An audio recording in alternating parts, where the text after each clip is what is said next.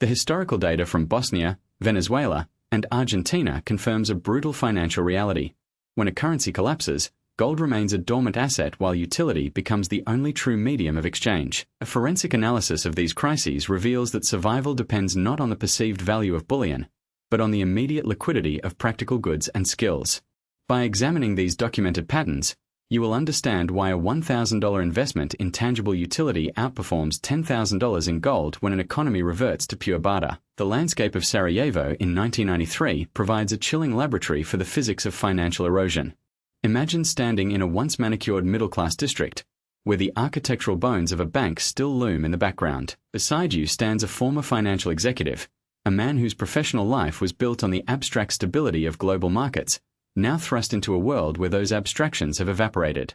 He reaches into his pocket and produces a heavy gold necklace, a relic of a life where such an object represented 2 full months of grueling labor and professional status. In this frozen, desperate theater, he offers that entire store of value for a single pack of cigarettes and 3 disposable bit lighters. This is not a transaction born of greed, but of a calculated necessity in a city trapped under a suffocating siege. When the infrastructure of a modern metropolis dissolves, leaving a vacuum where electricity, running water, and food logistics once existed, the hierarchy of value undergoes a violent recalibration.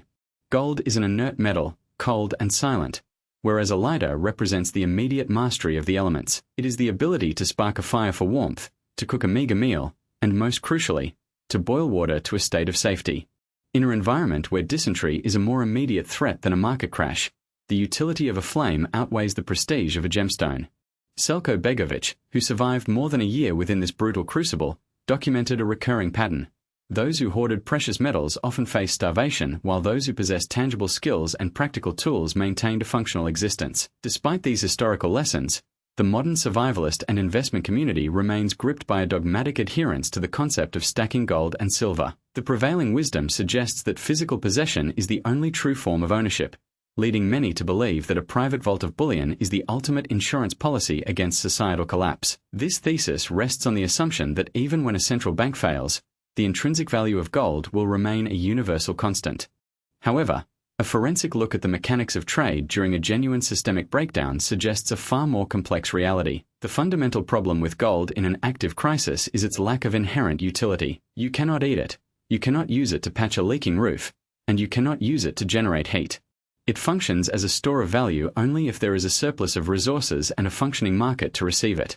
In a situation of extreme scarcity, the economy reverts to a primitive, high-velocity barter system where the only things that matter are items that can be consumed or utilized immediately to sustain life.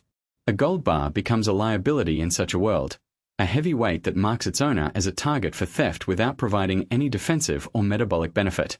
To truly prepare for the volatility of a collapsing currency, one must pivot from the accumulation of static wealth to the acquisition of fluid utility. This shift in strategy recognizes that $1,000 directed toward tools, medical supplies, or mechanical parts will yield a significantly higher return on survival than $10,000 locked in a metal that serves no purpose until the world has already begun to heal. Professional security is often an illusion shattered by the cold reality of economic reversion. In contemporary coffee-producing regions, hardware merchants have abandoned the ledger for the scales, accepting raw coffee beans as the primary medium of exchange. The current market rate is precisely 3 100-kilo sacks of coffee for 200 liters of gasoline. This shift occurs because coffee satisfies the 3 pillars of a survival currency. It is rigorously standardized, universally consumable, and possesses immediate use value. When a modern economy fractures, it functions like a malfunctioning elevator, dropping the inhabitants back into a basement of pre-industrial barter where gold is a decorative burden. You cannot consume gold for calories, you cannot ignite it to stave off the winter chill, and it offers zero utility for purifying a water source or disinfecting a jagged wound. In this stripped-down reality, the survivor is the individual who can breathe life into a broken water pump, cultivate a caloric surplus, or provide a stockpile of life-saving antibiotics and hygiene essentials. The annals of the Great Depression underscore that productive land and tangible skills are the only true sovereigns over cash. While rural farmers endured a collapse in crop prices so severe that some were forced to use their corn as a furnace fuel because it was cheaper than purchasing coal, they held a trump card that urbanites lacked. Documentation from rural Iowa reveals that these families thrive through self-sufficiency, maintaining sprawling vegetable gardens and fruit orchards while extracting milk and cream from dairy cattle and protein from their own poultry. They adapted by purchasing flour and sugar in 50-pound sacks and repurposing the fabric from those very sacks into durable clothing. Even with zero cash income, their survival was guaranteed. Contrast this with the urban tragedy in Dubuque, Iowa, where 2,200 workers were terminated between 1927 and 1934. Even those who kept their roles saw nominal wages crater by 30%, yet they still faced starvation because they possessed no inherent productive capacity. As one witness noted regarding his grandfather's survival on a 4-acre farm, it was the combination of land, carpentry, and painting skills, not savings or gold, that provided the ultimate safety net. This principle of decentralized production reached a massive scale during the Second World War through the Victory Garden movement.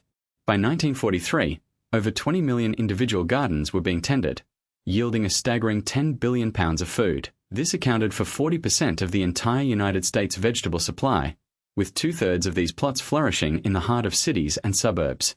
While the movement began as a patriotic gesture, by 1944, over half of these gardeners admitted their primary driver was sheer economic necessity. The mathematical resilience of land is undeniable.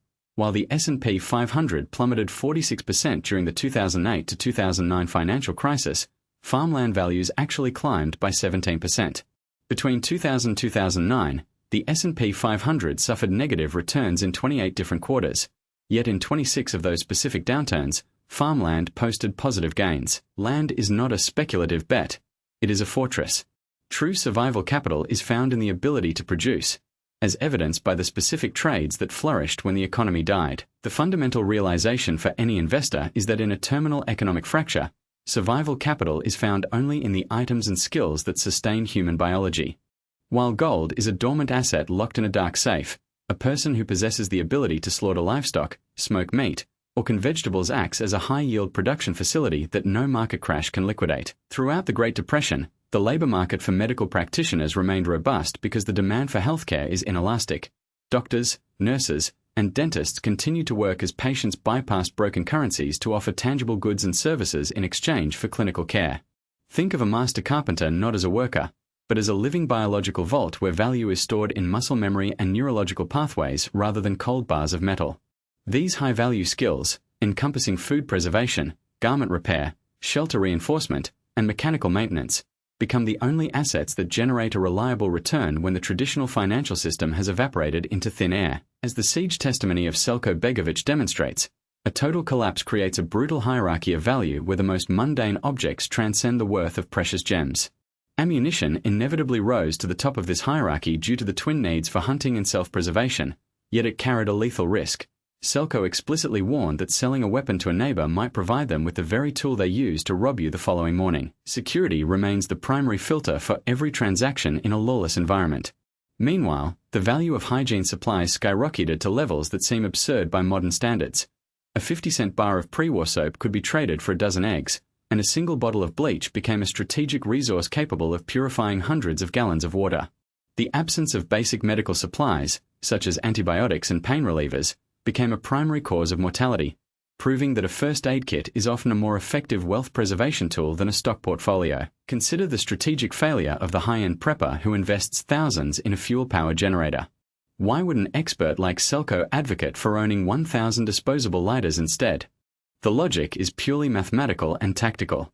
A generator is a loud, fuel-hungry beacon that signals your wealth to every predator in the vicinity, whereas a lighter is silent, portable, and allows for a distributed risk profile where losing one does not eliminate your ability to create fire. Selko even maintained a propane tank specifically to refill these small tools, trading them for essential food and candles. In a siege, the non-negotiable needs for light, heat, and cooking are met far more efficiently by small, inexpensive items that address the foundations of the human experience. This is the ultimate paradox of a crisis. Gold and jewelry lose their luster to the point where warlords can strip desperate people of their family heirlooms for the price of a single can of soup. While metals might regain their purchasing power once a new government is established, they remain utterly worthless for the immediate business of staying alive. The ongoing disintegration of Venezuela serves as a living laboratory for the observation of economic regression, proving that modern collapse is less of a forward leap into chaos and more of a violent rewind to the survival tactics of a century ago.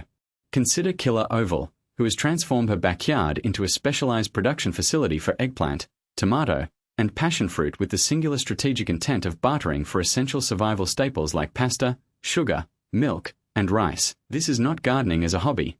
It is a full-scale reversion to pre-modern economic modalities where a harvest replaces a paycheck. Similarly, a fisherman in Panama has effectively seceded from the urban economy, having not stepped foot in a city centre for nearly 2 years. He poses a devastating question. What purpose would such a visit serve when he lacks the official currency to purchase even a basic shirt or a pair of shorts? For him, the effort required to earn a wage in devalued currency is a net loss compared to the immediate, tangible returns of a direct swap for survival goods. Real-time proof of systemic failure is not a distant theory but a present-day reality visible in the wreckage of modern economies. Consider Venezuela, which has already descended into the 5th stage of total collapse. The national currency has become a meaningless relic, replaced by a desperate barter economy where survival depends on physical goods. Meanwhile, Turkey remains mired in stage 3, where the government masks the true depth of the crisis by understating official inflation. As a result, Turkish citizens are frantically fleeing the lira, causing gold accounts to double in volume as a frantic search for safety. Lebanon offers an even grimmer portrait of stage 4 decay. Their banking system simply froze all accounts, and the currency plummeted in value by 98% in a brief window of only 18 months. Where can we detect these same tremors closer to home right now?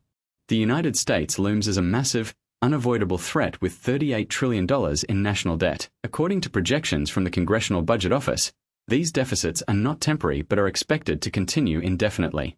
We have reached a mathematical tipping point where interest payments on that debt now outstrip the nation's entire defense budget. Since the 2008 crisis, the Federal Reserve has bloated its balance sheet by trillions of dollars. On the global stage, central banks have shifted their behavior in a way not seen since 1996, purchasing gold at a record-breaking speed. For the first time, these institutions are prioritizing gold reserves over United States treasuries. Many believe gold is the ultimate shield, but a rigorous comparative analysis suggests this is a dangerous misconception. During the Bosnian siege, a period of near-perfect economic disintegration, gold became a useless artifact during the heat of the crisis. Its core defect is that it produces zero income and serves no immediate biological or mechanical purpose. You cannot eat it, and you cannot use it to fix a broken engine. Gold functions like a dormant seed that refuses to sprout.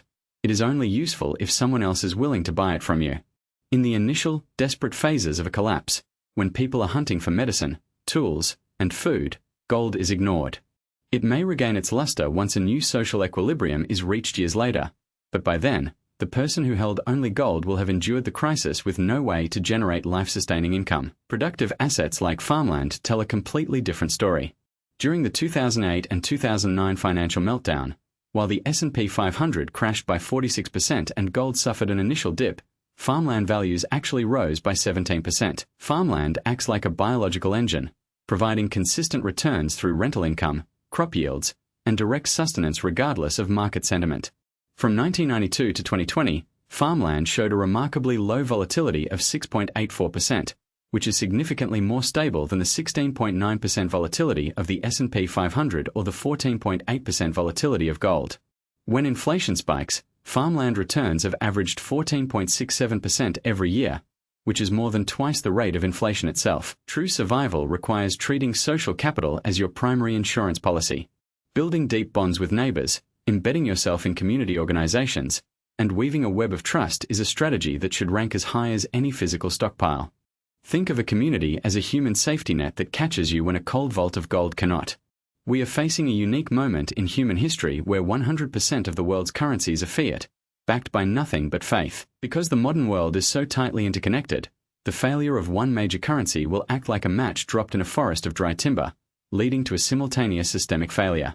This brings us to the only question that carries any weight. What steps can you take to prepare? The Amish hedge provides the answer through a diversified framework built on 5 specific pillars. Redonate local defense. When the structural integrity of a national economy dissolves, the first line of defense is not a vault but the soil beneath your feet. Securing a patch of productive earth acts as a biological savings account that yields physical interest regardless of inflation or currency devaluation. Think of a small-scale vegetable garden not merely as a hobby, but as a decentralized calorie factory. This shift from consumer to producer was vividly illustrated during the Venezuelan crisis, where the desperate necessity of survival transformed rooftops and cramped backyards into vital agricultural hubs. These urban farmers discovered that the ability to generate even a fraction of one's own nutrition creates a buffer against the total breakdown of commercial supply chains. Cultivating a diverse set of manual skills is the second pillar of this survival architecture. In a functioning society, we outsource our problems to specialists, but when those systems fracture, competence becomes the primary medium of exchange. Developing proficiency in carpentry, basic mechanical repair, or textile mending is equivalent to minting your own internal currency. These capabilities function as a universal passport across fractured economic landscapes, allowing an individual to provide tangible value that is immune to bank freezes or digital outages. Consider the person who can revive a dead engine or waterproof a leaking roof as a critical infrastructure node within their local neighborhood.